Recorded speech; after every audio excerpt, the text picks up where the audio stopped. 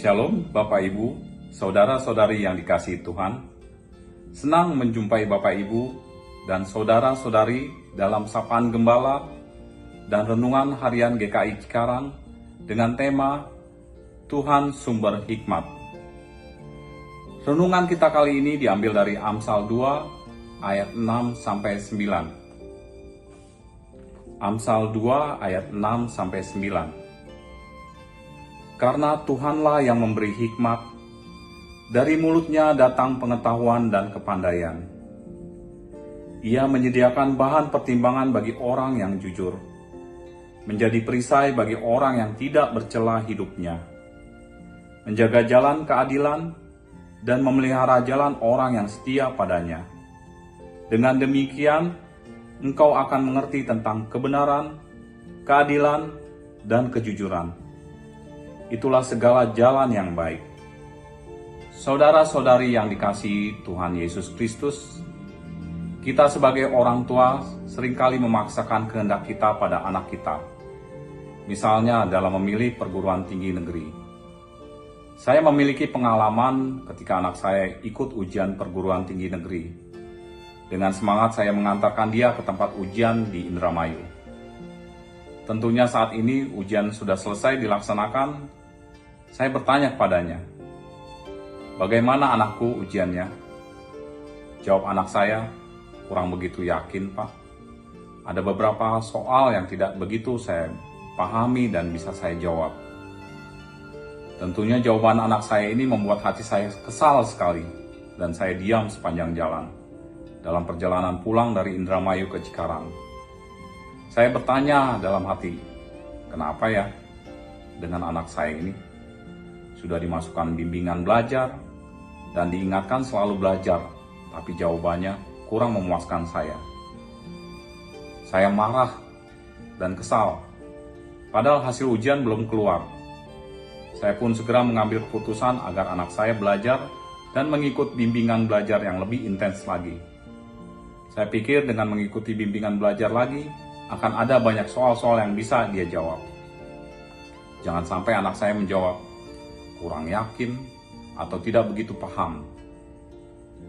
Hari demi hari dalam menunggu hasil, saya hanya menanyakan, "Sudah belajar belum kamu?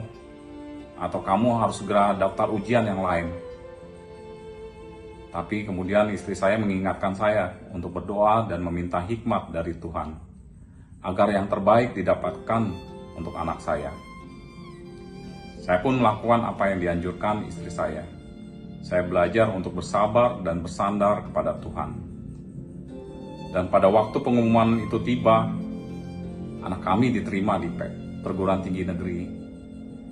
Tentunya hal ini yang dicita-citakan oleh anak saya. Dan saya senang sekali dan saya sangat bangga. Dan saya merasa bersalah karena meragukan kemampuan anak saya selama ini, serta menyepelekan usaha anak saya selama ini. Dari pengalaman ini saya belajar untuk memiliki sikap sebagai orang tua yang berhikmat, untuk bersandar kepada Tuhan dan tidak bersandar kepada pikiran saya sendiri. Saudara-saudari yang dikasihi Tuhan Yesus Kristus, Salomo dalam Amsal yang kita baca hari ini menyampaikan bahwa Tuhanlah sumber hikmat. Ia memberi hikmat dan menyediakan bahan pertimbangan bagi kita agar kita dapat menempuh jalan yang baik. Hikmat dari Tuhan akan memimpin kita di dalam melangkah, memikirkan, bahkan membuat keputusan-keputusan dalam hidup kita. Bukankah ini yang sangat kita perlukan? Kita sangat memerlukan hikmat Tuhan, dimanapun dan apapun yang menjadi tugas dan panggilan kita. Baik itu di dalam keluarga, dalam pekerjaan kita, di lingkungan sekitar kita, bahkan dalam pelayanan pun kita membutuhkan hikmat Tuhan. Karena terkadang kita sering mengedepankan ego kita dan posisi kita dalam pelayanan. Kita juga membutuhkan hikmat untuk hidup sebagai orang Kristen di tengah-tengah jemaat atau masyarakat. Jangan sampai kita senang menjadi pusat perhatian, senang menjadi seorang yang harus dilayani, dihormati, dan didengarkan, bahkan memaksakan kehendak kita kepada orang lain.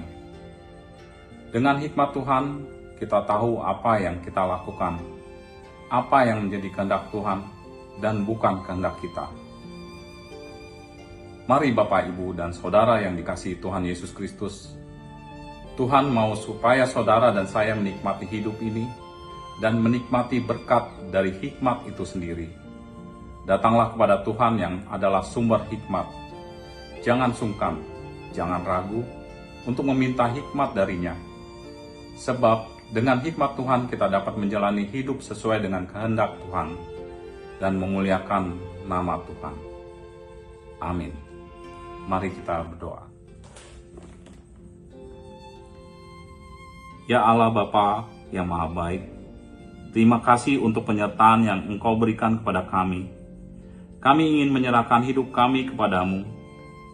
Biarlah hikmat Tuhan terus memimpin dalam kehidupan setiap kami yang merenungkan dan menjalankan firman-Mu hari ini.